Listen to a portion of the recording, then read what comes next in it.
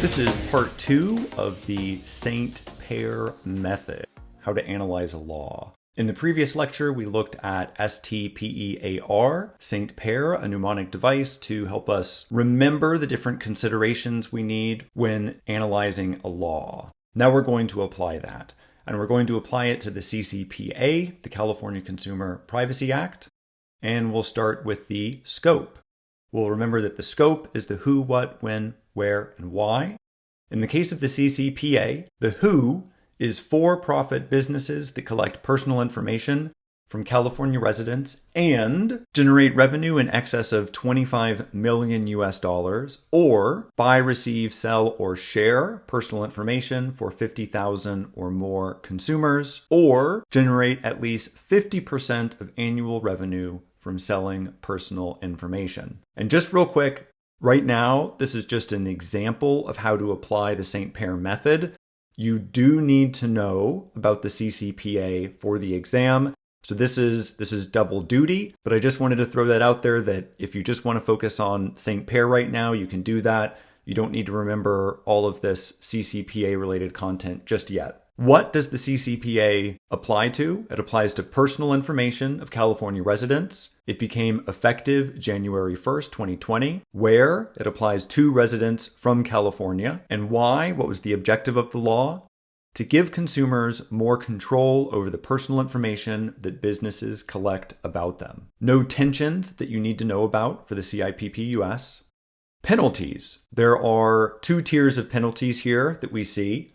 $2,500 per violation if the violation was unintentional, $7,500 per violation if the violation was intentional, and in the event of a data breach, consumers may sue for $100 to $750 per incident or greater if damages exceed $750. There are no exceptions that you need to know about. There are 2 authorities for the CCPA.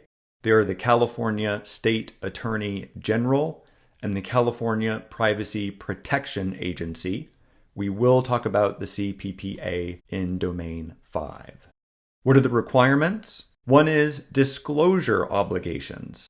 So businesses must inform consumers of their rights, the data collected, the use of that data, whether that data is shared, and with whom that data is shared, if it is indeed shared with anyone. Businesses must also satisfy consumer requests.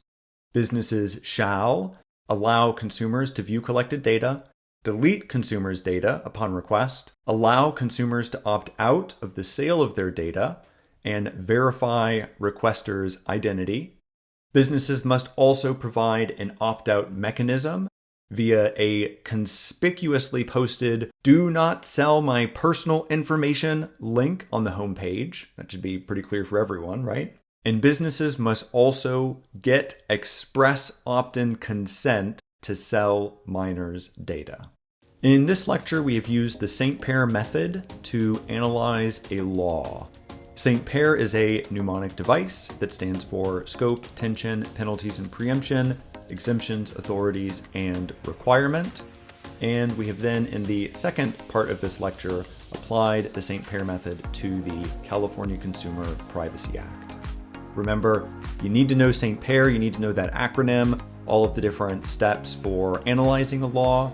You also, at some point, will need to commit to memory the information on the CCPA. You can do that now, or you can wait until Domain 5.